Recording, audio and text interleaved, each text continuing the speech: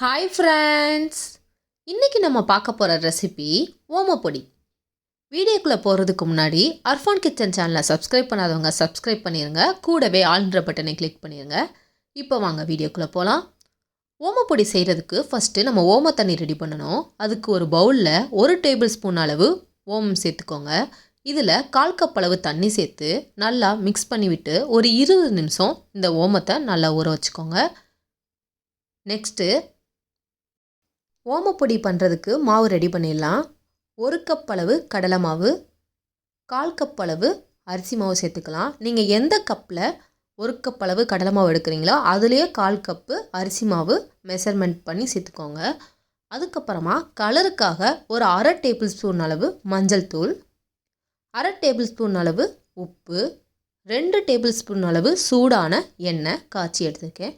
இதுக்கு பதில் நீங்கள் 1 டேபிள் ஸ்பூன் அளவு ரூம் டெம்பரேச்சரில் பட்டர் கூட சேர்த்துக்கோங்க. இப்போ நம்ம இந்த ஆயில் சேர்த்துருக்கதை நல்லா மாவில் மிக்ஸ் ஆகிற அளவுக்கு நல்லா கலந்து விட்டுருங்க. அப்போ தான் ஓமம் நல்லா முழுமையாக கிறிஸ்பியாக கிடைக்கும். நம்ம எப்பயுமே எண்ணெயில் பொரிக்கிற பலகாரத்துக்கு எப்பயுமே 1 டேபிள் ஸ்பூன் அளவு ஆயில் சேர்த்து இந்த மாவில் நல்லா மிக்ஸ் பண்ணிங்க அப்படின்னா உங்களுக்கு முழுமையாக கிறிஸ்பியாக கிடைக்கும். இப்போ மாவு நல்லா மிக்ஸ் ஆயிடுச்சு. நெக்ஸ்ட்டு நம்ம 20 நிமிஷம் ஓம தண்ணியை ஊற வச்சுருக்கோம். இதை கையால் நல்லா இந்த மாதிரி பிசைஞ்சுக்கோங்க. அப்போ தான் ஓமத்தோட ஃப்ளேவர்லாம் தண்ணியில் நல்லா இறங்கும். அப்படியே சேர்த்துடக்கூடாது. ஃபில்ட்ரு பண்ணிவிட்டு நம்ம மாவில் தண்ணியை கொஞ்சம் கொஞ்சமாக சேர்த்து பிசைஞ்சிக்கலாம். நம்ம ஊற வச்ச ஓம தண்ணி முழுமையாக தேவைப்படாது, மிச்சம் இருக்கும். அது நமக்கு தேவை கிடையாது. தேவையான அளவு மட்டும் மாவில் ஊற்றி பிணைஞ்சிக்கோங்க. பிணையும் போது ஸ்டார்டிங்கில் ஒட்டுறமாக இருக்கும். பிணைய கரெக்டான பக்குவத்துக்கு வந்துடும். இந்த மாவு இடியாப்ப பதத்துக்கு மெதுவாக இருக்கும், சாஃப்டாக. இப்போ பாருங்கள், மாவு பிணைஞ்சாச்சு. இது ஒரு 5 நிமிஷத்துக்கு அப்படியே இருக்கட்டும்.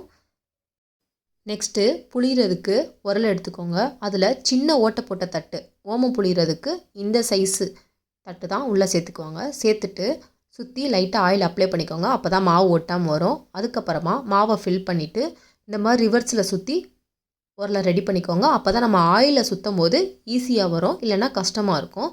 இப்போ ஃபில் பண்ணியாச்சு. கடாயில் தேவையான அளவு எண்ணெய் சேர்த்துக்கோங்க. எப்பயுமே நம்ம ஓமம் பொரிக்கிறதுக்கு ஆயில் நல்லா மிதக்கிற மாதிரி நிறையா சேர்த்துக்கணும். அப்போ தான் சீக்கிரமாக ஓமம் ரெடி ஆகும். இப்போ ஆயில் நல்லா ஹீட் ஆயிடுச்சு. ஆயில் எப்பயுமே ஓமம் புளியும் போது மீடியமான ஹீட்டில் வச்சுட்டு புளிங்க, இல்லைனா ஓமம் கரிஞ்சு போயிடும். இப்போ நான் ஓமத்தை கைவிடாமல் கேப் விடாமல் நல்லா சுற்றி ஒரு 3 ரவுண்ட் நல்லா சுற்றி வந்தீங்க அப்படின்னா எந்தவித கேப் இல்லாமல் நல்லா கடையில் விற்கிற மாதிரி நல்லா சர்க்கிள் ஷேப்பில் ஃபில் ஆயிரும். இப்போ பாருங்கள், ஓமம் ரெடி ஆயிடுச்சு. இதை திருப்பி போட்டுடலாம். ஓம பொடியை பொரிக்கிறதுக்கு 2லேருந்து 3 நிமிஷம் நம்மளுக்கு கரெக்டாக இருக்கும். அதுக்கு மேலே நம்ம வேக வைக்கவும் தேவையில்லை. வேக வச்சாலும் நம்ம கரிக்கிறோம்.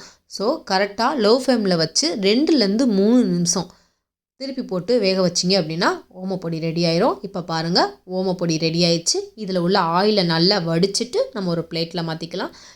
நல்லா ஆறுனதுக்கப்புறமா பிளாஸ்டிக் பேப்பரில் ஸ்டோரேஜ் பண்ணி 1 மாதம் வரைக்கும் கூட நீங்கள் வச்சு சாப்பிட்லாம். கிறிஸ்பினஸும் டேஸ்ட்டும் மாறாமல் அப்படியே இருக்கும். இப்போ பாருங்கள், உடைக்கிறேன் எவ்வளோ கிறிஸ்பியாக கையில் பட்டவுடனே பட்டு பட்டுன்னு உடையுதுன்னு. இப்போ பாருங்கள், எவ்வளோ சூப்பராக தூள் தூளாக நொறுங்கி போகுது. அவ்வளோ நல்லா டேஸ்ட்டாகவும் கிறிஸ்பியாகவும் இருக்குது. நீங்களும் இதே போல் இதே மெஷர்மெண்ட்டில் வீட்டில் ட்ரை பண்ணி பார்த்துட்டு எப்படி இருந்துச்சுன்னு சொல்லுங்கள். இதே போல் வேறு ஒரு இன்ட்ரெஸ்டிங்கான வீடியோஸில் மீட் பண்ணலாம். ஈஸியாக சமைக்கலாம், ருசியாக சாப்பிட்லாம். Bye bye.